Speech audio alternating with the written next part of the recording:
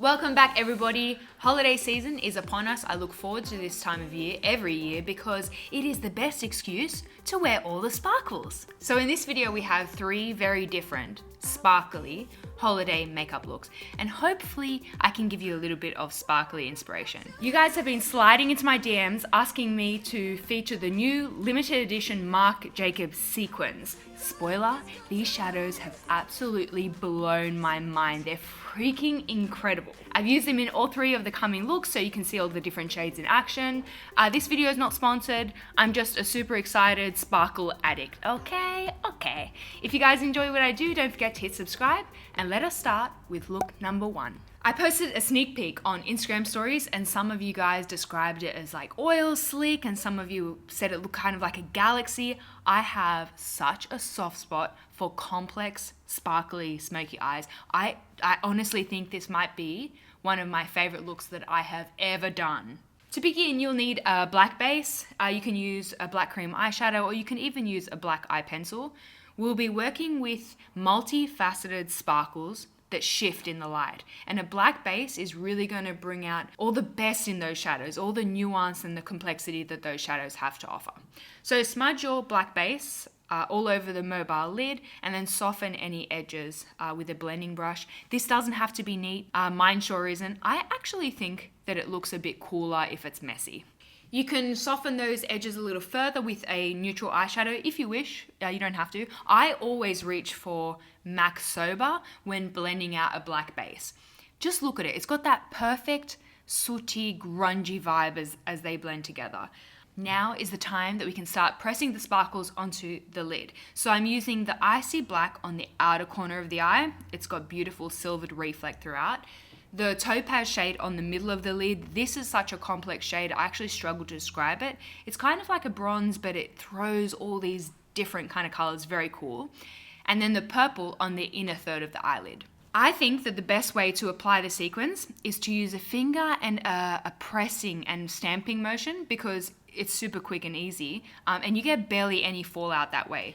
So once those shadows are all on the lid, I'm actually going to start patting around the eye randomly. So I don't want the placement to be so formulaic. I want those colors to mix a bit, make friends, and that's when you start to see the oil slick effect beginning to form. Optional step, but I did want to add just one more shade, just one more. I know I'm OTT. I'm going to take Gleam Girl, which is a pale rose gold, and pressing a tiny bit onto the very ball of the eyelid for just that extra bounce of light. Cleaning up the eyes, I actually didn't experience much fallout at all. Like there's barely anything on the cotton, and that is unheard of when working with intense glitters like this. Science, man. This is the future. Let's quickly whiz through the complexion. I want the skin to look very clean and perfected, but kind of, dare I say, a bit blank, like just a neat backdrop for that incredible eye. This new SUQQU foundation is, oh my god, it's actually glorious. It's like that creamy complexion that you see in magazines, except real life. Blown away. Brighten under the eyes with some concealer. Smoky eyes can emphasize dark circles, so you might find that you need a little bit more coverage than usual. Use your best judgment. I'm going to also do a little bit of precision powdering, but barely any, because I am over here trying to preserve that SUQQU creamy skin goodness. A bit of strobing with a liquid highlight. This highlight has a slight purple shift in some angles, and you know what? I don't always love that, but in this look it ties nicely with that oil spill eyes. I'm going to skip bronzer and blush and instead opting for a little sculpting. Let me just complain one last time about the packaging of this Charlotte Tilbury contour wand. This is a good example of brilliant formula and tragic delivery method. It leaks everywhere, but also it blends like a dream. So I keep using it. The lower lash line follows a similar sequence to the upper lid. So we're blending out our black base, with a bit of Soba to ensure the softest, haziest gradient. And then we're putting black sparkle on the outer corner, Topaz on the middle of the lash line, and then purple on the inner portion of the lash line. But then, once you've actually placed them, go back and roughen it up so the colors sort of melt into one another. Finishing touches on the eyes, let's highlight their tear duct with Gleam Girl, that paler rose gold. and then whack on some mascara. So I am wearing lash extensions in this video, but if I had not been, then I probably would have plonked on a bunch of individuals here just to get a little bit more volume going. Like the complexion, I want a barely there lip. That's not going to compete with the eyes. So if you have pigmented lips like me, that you might want to pale them down with a touch of concealer, and then topping with the Marc Jacobs lip gloss in Shine a Light. This is also part of the holiday collection, and it's epic. It's so pretty, so much twinkle and shine, but when you rub your lips together, absolutely no grit. Look, I don't mean to toot my own horn here, but I think that perhaps I've just peaked and I should pack up shop right now. It doesn't get any better than that. I feel like at every angle I notice a slightly different flash of color. I'm in love. On to look number 2. This is more of a summery look for those of us down under, or maybe you're north of the equator and just really missing summer. That totally works too. It kind of reminds me a bit of a Tequila Sunrise, so I'm gonna call it that, despite the fact that tequila is the worst. Don't at me. Starting off with some eye patches that I put in the fridge because I was feeling very hormonal and bloated. It's so dramatic, and I'll spare you. I mentioned the new NARS primer in my last favorites video. It just has the perfect amount of coverage. We're gonna start with a matte peach eyeshadow. I was looking for a very specific shade of peach, and I came across it in my Zoeva Matte Spectrum palette. You could even use a peachy blush, just make sure that it's eye safe. So we're taking the peach through the socket and really blowing it out. So blend this color almost towards the brow. I'm looking here for a more vibrant orange, but it seems I cannot make up my mind. I actually went to the Makeup by Mario masterclass the other day, and he also does this thing where he mixes 5 different shadows, and it made me feel so validated in my inability to commit to a single eyeshadow. Anyway, we're going to stamp the orange on the outer corner of the eye and also the outer crease area, and then just give it a little bit of a swish swish with a blending brush and soften any edges. For this look, I'm taking the Marc Jacobs Seequins shade in Copperazzi over the entire mobile lid. As the name suggests, this is copper, but it has a lot of prominent fuchsia and gold kind of reflex, so it looks like maybe you've used multiple colors on the lid when actually it's only one. I did add a touch of Gleam Girl just in the center of the eyelid. If I was going to buy just one shade of the Seequins, and that would be a tough choice, I would probably buy Gleam Girl because it's just so damn versatile. Peeling off those eye patches, I am like a new woman, and let's run through the complexion. So super speedy foundation using the By Terry Duo Sticks. I also reviewed these in my previous favorites video. Skin blurring, pore smoothing goodness. I like to use a lighter shade down the central portions of the face, and then a deeper shade towards the hairline and a bit on the cheekbones for that bronzed effect, because you guys, summer is coming. It is barbecue season, and just to set the record straight, I'm not sure that we ever put a shrimp on a Barbie. I don't think that happened. I'm pretty sure it was a prawn.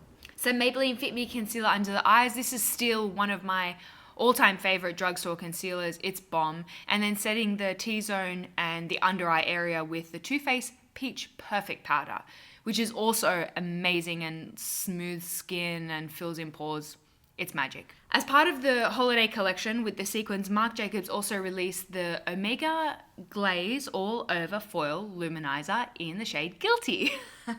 This is a very warm, bronzy highlight, and I am super duper excited to use this when I have a spray tan because it's going to really pop on your medium and deeper skin tones. But when I'm fairer, like right now, I use a larger, fluffier brush to get the real light dusting over the high points of the face. So it's a little bit more like a bronzer placement.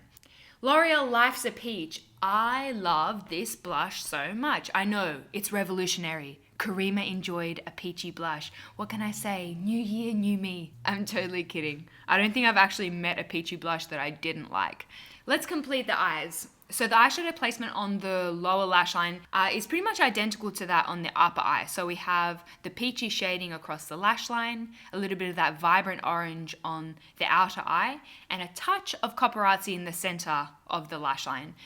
Do not be afraid, for this look, don't be afraid to bring that lower lash line lower than you would normally. This whole eye look relies on that big, blown out, hazy placement. Lip-wise, we know that this look is going to be bomb with a peachy nude lip, right? Yeah, that's totally a given. But today I wanted to showcase perhaps a less predictable lip combo, a warm, vibrant pink, my favorite. It's almost neon, this lip, so it absolutely is a statement, but from a color theory perspective, this eye and this lip work together because they both have warm undertones. There you go. Tequila Sunrise. Actually, you know what? I changed my order. Can I please get instead an Amaretto Sour? Extra sour, that's the important bit. Thank you. Look number 3 is for those of you lucky enough to experience a white Christmas. I can't relate.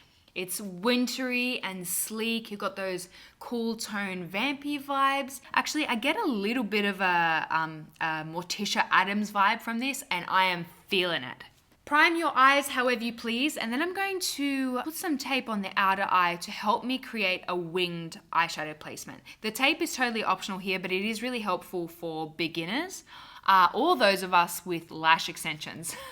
I feel like it's kind of hard to see behind those big, beautiful, fluffy growths on my eye. I dug out the Dior Cool Neutrals palette. The color story is stunning. You got those cool tone lilacs and those cool tone graziers.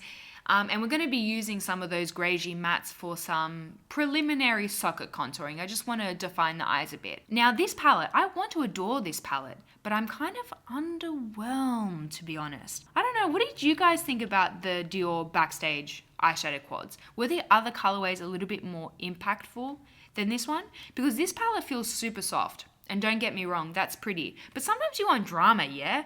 And I just feel like I can't quite get there with this palette. Enter the Marc Jacobs Sequin in Flashlight. This is the drama that I was looking for. It has this icy, glossy effect. And it's one of the shades I think that looks best over a bare-ish eye. So I pressed Flashlight over the majority of the mobile lid, but then I went in for a second layer just on the very center of the eyelid, and wow, it's a winter wonderland. Back to our Dior palette, I'm gonna dip into the dark aubergine shade and pushing against the seam of the tape. So essentially you're creating a winged liner effect here. I liked using eyeshadow for this purpose as opposed to, say, a gel liner, because you get a softer edge. It's more of a smoky wing style. Peel off your tape and voila, you're doing amazing, sweetie. All right, we can safely say that the Charlotte Tilbury Hollywood Flawless Filter is now a holy grail. I use this as an illuminating primer of sorts, and it is glossy skin goals. I'm definitely going for more of a fuller coverage in this look because I'll be wearing a dark lip. And I find that vampy lips really bring out any blotchiness or redness in the skin, of which I have plenty. I just feel like it looks so much cleaner and crisper when the skin is hyper perfected. Back at it again with the Tarte Shape Tape. Now, as far as glam looks go, I think this is still my favorite concealer. Such a throwback. Rouge Bunny Rouge Diaphanous. Oh my god, I still love this powder. It is a masterpiece. Now, before I do any blush, contour, etc., I'm going to get that lip on, because with a statement lip like this, I feel like the lip informs how much of everything else you should put on. Now, typically when I'm doing a vampy lip, you'll notice that I always do it in a matte formula. But I'm trying to think outside the box and try new things. So I went with a vampy lip formula that's more creamy. And then I carved out the edges with a matching lip pencil. This isn't a look that screams bronzer to me. So instead I'm going to chisel out those cheekbones with the Kevyn Aucoin sculpting powder in medium. Deja vu. For those of you who have been around that long, thank you. I love you. A touch of color to the cheeks with a pinky mauvey blush. This is a little bit more of a sculptural placement here. So you'll see I place that brush back near the contour and then flick forward. Some flicking motions. Morticia, she has great cheekbones, you know. I'm just over here trying to do her justice. Finally, I'm going to finish off the eyes with our dark aubergine shadow close to the lashes and then blending out with that lighter greige. The idea here is to connect the lower lash line to the wing so that it just appears to be one fluid shape. Now, if you were going to wear lashes with this look, you don't have to, but if you were, I would say something like an outer corner lash, like the Ardell 301, just to accentuate that wing shape. Man, this look reminds me so much of some of my earlier videos. It feels really sleek and elegant and entirely bronzer free. I think this would be perfect if you have work or professional parties during this holiday season, because you know, you got a bit of sparkle there and it's fun, but it's still very classic and classy.